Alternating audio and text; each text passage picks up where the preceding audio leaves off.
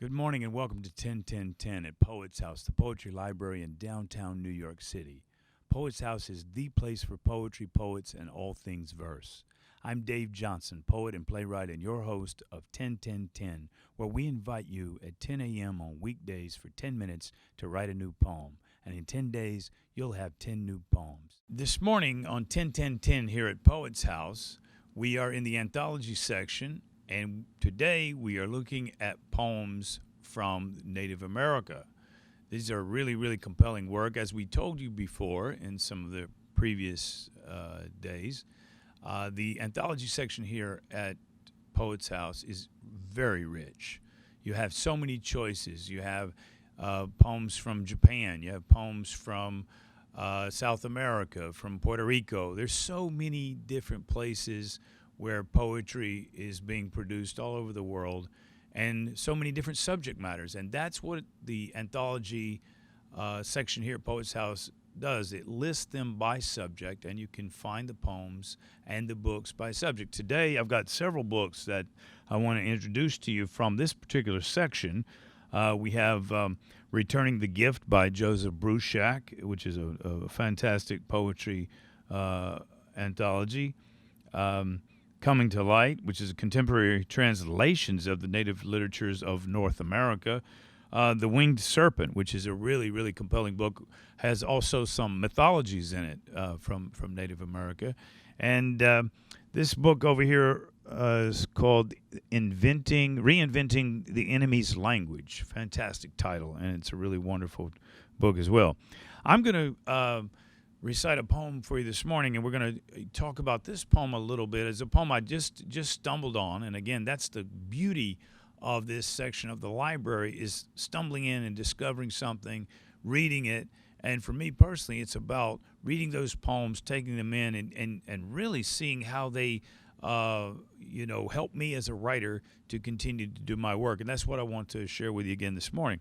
This poem by a poet named Karenne Wood, In Memory of Shame, is the title. In Memory of Shame. And it comes from New Poets of Native Nations. Really, really compelling book of a lot of new writers. And that's something I really like to discover here at Poets House, too. This young writer, Karenne Wood, says in her little bio, "My first book came to be published because I entered the first book award contest offered by the Native Writers Circle of the Americas. The first year, I didn't win. I received great encouragement from Joe Bruchac and Gary Hobson, though, so I revised and submitted it. In the following year, I did win." And so this poem by Karenne Wood is actually published by the editor of this book, Returning the Gift. That's Joe Bruchac. He's been here at Poets House several times to read as well. So I thought I'd share this one with you, In Memory of Shame by Karenne Wood.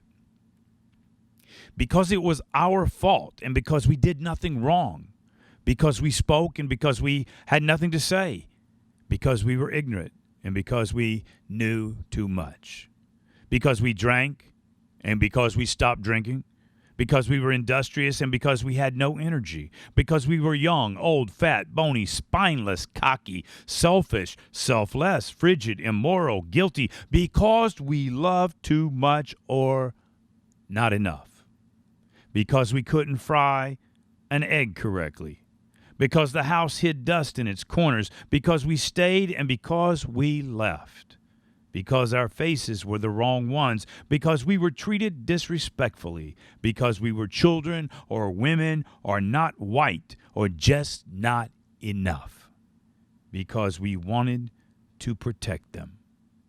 By Karenne Wood, In Memory of Shame.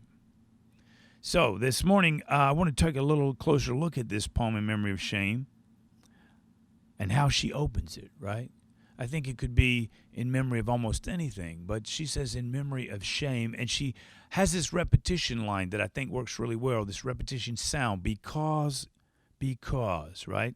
And that leads us into one. I also think that it's compelling how she, in each line, goes against itself, one thing and then the other, because it was our fault, because we did nothing wrong, right? These complex way that culture sort of pigeonholes people in a certain way. And I think she's getting at that throughout this poem, because we were ignorant, because we knew too much, right? Because we drank, because we stopped drinking, right?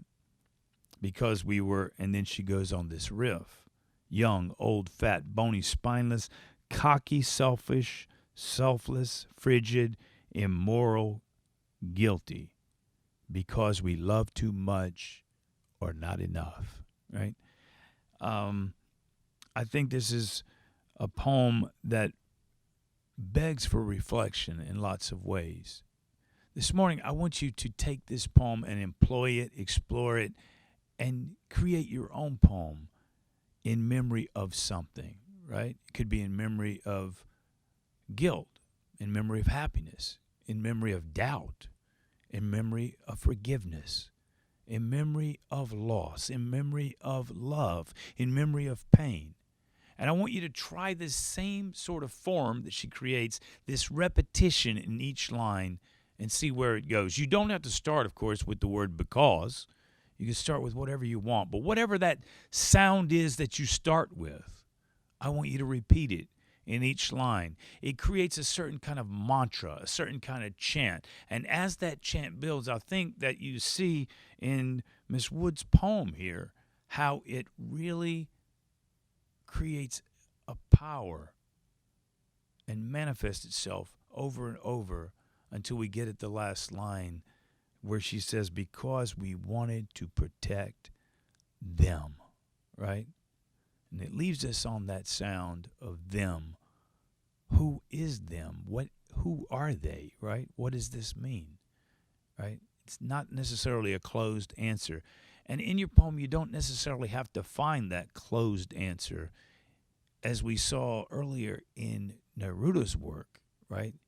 The question, the opening, leave it open in the end. Leave your reader someplace to go and something to think about. All right? Let's write this poem. Take a few minutes with it this morning, and in 10 minutes, you're going to have a new poem in memory of something, right? Again, it could be any subject that you want it to be: love, guilt, happiness, loss, in memory of something, and open each line with the same word or sound. All right, let's get to it.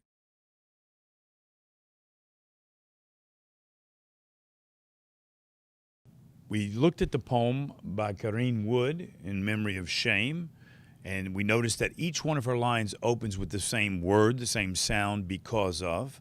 And what we've asked you to do this morning is to think for a few minutes about in memory of something, in memory of love, in memory of doubt, in memory of happiness, in memory of anything. It could be an object, could be anything you want it to be. And then you're going to create a little poem. And the idea here is to create that repetition word or repetition sound and create almost like a chant, and allow that thing to gain power as you go, as you write, and see where it takes you.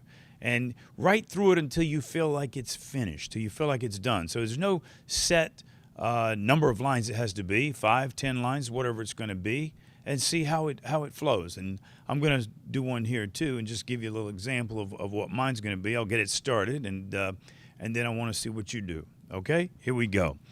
In memory, let's see what I'm going to do. I'm going to choose in memory of fish. In memory of fish. Yes, in memory of fish. Here we go.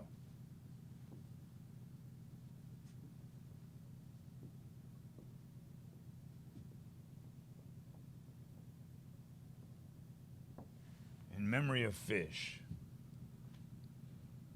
In memory of fish, and I think my opening sound each time I want it to be, I like a consonant, something that's going to be strong. She used the B sound, right? Because, right? I'm going to try something slightly different. I do like the B sound, so I'm going to go with something, boat. I like that. It has something to do with fish. Let's see where this will take me. In memory of fish. So that's going to be my opening sound, and I'm going to see where it takes me. In memory of fish. Boat.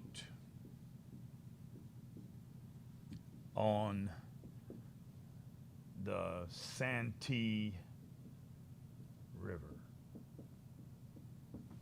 Boat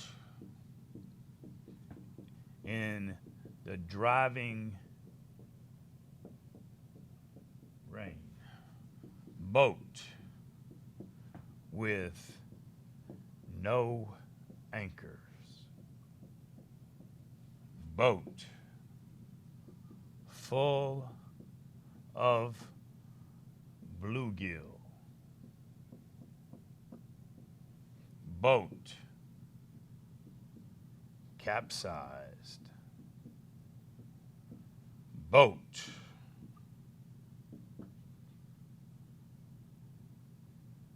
living under an oak. All right, so here we go so far. In memory of fish, right? I'm thinking, I started thinking about when I was a kid. I used to go fishing a lot with my dad, my uncle, all my cousins. And this is where this started to arrive from, just making it up as I go. Boat on the Santee River. This is a river in South Carolina where I grew up. Boat in the driving rain. Boat with no anchors. Boat full of bluegills. Boat capsized. Boat living under an oak.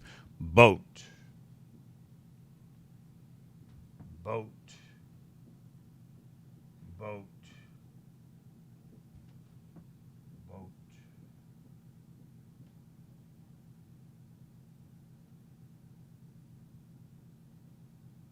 Coat. I have no idea what that means, right? But it just felt good. Felt right, right? In memory of fish. Boat on the Santee River. Boat in the driving rain. Boat with no anchors. Boat full of bluegills. Boat capsized. Boat living under an oak. Boat, boat, boat, boat, coat. All right. So that's what I did for today. I want to see what you write. Again, in memory of something, whatever you want it to be, start with the same sound, make that repetition sound, and share that poem with us at the address on the screen.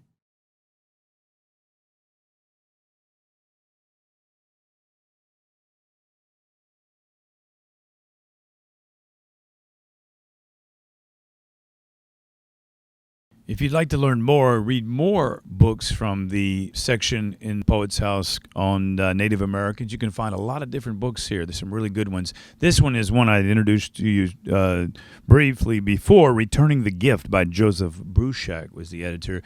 Joseph came here many years ago when we were in the old space before we came over here to Battery Park. And he brought incredible poets, and some of them came as far away as Alaska. There was a Native American. He had a new volume at that time which came out, and there was fantastic readings and songs and stories and mythologies from several different tribes. So I thought I would share one from this book with you from a writer named Nila northSun. Nila northSun. And Nila is a very compelling writer who is from the Shoshone and Chippewa tribe. And she says, living on my res in Fallon, Nevada, I'm the director of an emergency teen shelter. Since participating in the GIFT conference back in 1992, I've poked the smoldering writing coals and started writing and submitting my poetry again. A book of old and new poems is coming out very soon. And so she's had several books of poems since that time. And this is a poem which when I stumbled on it this morning, I really thought it was compelling, and I thought this is the kind of poem that bridges lots of cultures. It's called Stupid Questions. After a lifetime of stupid questions, you'd think I'd have grown more tolerant, more patient, or at least come up with snappy comebacks to, "Are you really Indian?" No, I just say that so you can ask me stupid questions. Well, you don't look Indian. You mean I don't look like the guy on the nickel? Well, you sure are a beautiful Shoshone woman, as if beautiful Shoshone were an oxymoron. You know, my great-grandmother was a Cherokee princess. You know, she must have been one, because everybody that seems to have that same great-grandmother. Do you have to stay on the reservation? Will they let you come and go? Do you get to go out? No, I'm actually there because we want to keep you out.